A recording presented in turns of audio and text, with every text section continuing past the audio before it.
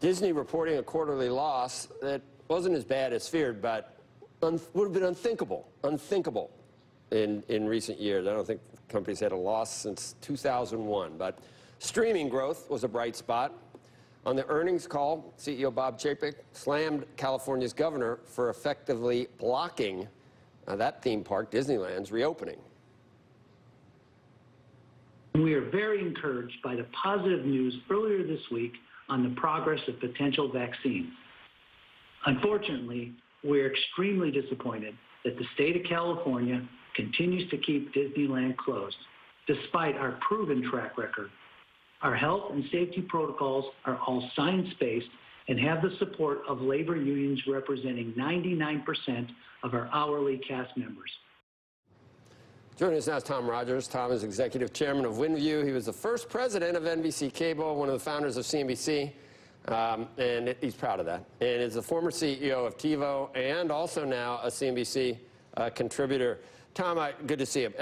I like one of the things that you point out, and that was, okay, the quarter was better than expected in terms of streaming and additions, but does it really matter? Now, my question to you is, do you mean it doesn't matter because the theme parks are closed, the movie studios are below where they are, so that's on the bad side? But also, can we assume that these streaming gains are permanent too? I mean, I don't know if you can really assume that, if people drop off. I mean, the issue is churn for both cords and streaming, isn't it? Yeah, I mean, you got to give them credit for beating expectations. But given the hit that the business is taking because of COVID, I don't get too wrapped up in the quarter.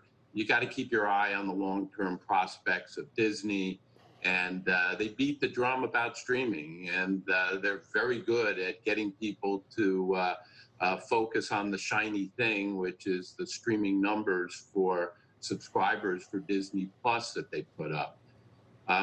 But I think the bull case gets a little ahead of itself when it doesn't look under the hood a bit about those streaming numbers. An awful lot of them are coming from Hotstar in India, where they're either giving away Disney Plus for free or way under $1. And about 25% of Disney Plus subs now are coming in on that basis. Then you got to worry, as to your point, that they gave away an awful lot for free when they launched a year ago. How many of those are going to roll off that we're going to see in the next quarter? And everybody's focused on Disney Plus numbers, but Disney Plus, if you're over the age of 12, is really not the offering that you're focused on. It's Hulu. And while people got a little disappointed in Netflix numbers last quarter, Netflix added 13 million subs for the year in the U.S., and Hulu added about 7, and Hulu's only got about half the number of subs, so it's got a lot bigger runway to grow, and that growth was not all that impressive. So yes, Disney deserves a lot of credit for the launch they had, but there's a lot there that they got to still run with. So to keep people, which you just made that point, how many people stay, it's going to be about great content, which is tough to do right now anyway, but it's also going to get a lot more expensive. So you got to factor that into, that'll affect the bottom line.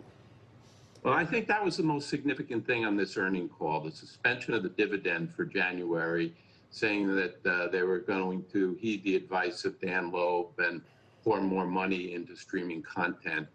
And while they certainly have beat the hell out of expectations that they originally set for subscribers for their streaming business, they're going to have to reset in terms of what they laid out initially in terms of programming expenditures.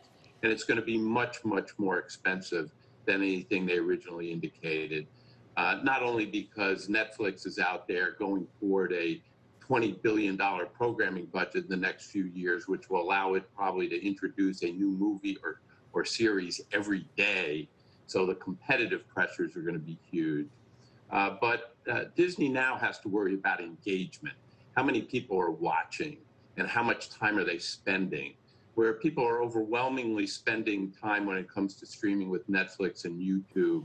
And Disney really hasn't yet got the kind of engagement which gives you pricing power and that price value perception, which really makes for a profitable service over time. And that's all about having to spend more money on programming. And they have a lot of competition for their programming dollar within the company because sports rights are coming up for renewals. Yep. And the sports rights are going to go up 50, 60, 70% or more. And they have dwindling audience to spread that rights cost for sports around. And that's real competition internally for where they spend their programming dollar. Vaccine is just, I don't know if there's another company that would be able to benefit so much. It was a little strange seeing the CEO, getting mad at the California governor about Disneyland with the backdrop, the new cases in California and around the country. And it sounds weird. It's like, really? Now you want to chastise the governor for not, I don't know. It sounded weird, but it's all dependent. That's dependent on the vaccine, Disneyland, the film production, the ESPN and college sports and all that stuff, right? It's all dependent on reopening. So it is, and that's why you got to look past the current quarter because this is a blip, but the parks are going to come back, the cruises are going to come back. There isn't any doubt that the Disney today is not Disney a year from now, hopefully with the vaccine and all. But the thing they got questioned on a lot was, okay, where are your management incentives for the future of this company? And they had a reorganization where they took the creative control of what programming go where away from the people who have the P&L responsibility for the streaming service.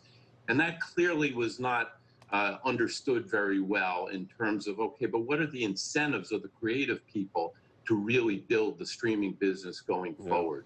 Yeah. So that's an open question about the future that I think they're going to have to give some further input on for people to really understand. Are they really as focused on the streaming future as they want people to believe? All right. Thanks, Tom. I don't know if I've thanked you. Thank you for founding CNBC. You didn't found Squawk Box. Were you around in '95? You almost did. Yeah, very much so. And you founded that too. You founded everything. You founded. I can't take credit for giving birth to you, though, Joe. So think how much contribution has made to the success. That was a test tube. That was in a lab. That was no, Tom. Thank you. Thank you for Thanks coming for having me. We'll see you again soon. We need to check back. Maybe we'll talk about Comcast next time. I mean, there's way too much talk about Disney. Ugh. All right. See ya. Andrew. Thanks a lot. Okay. Always fun to see Tom. Always fun to see the founder. Coming up when we return, we've discussed plans to roll out a COVID vaccine to the people most at risk first. But will the rich be able to pay to jump the line? You know who's got that.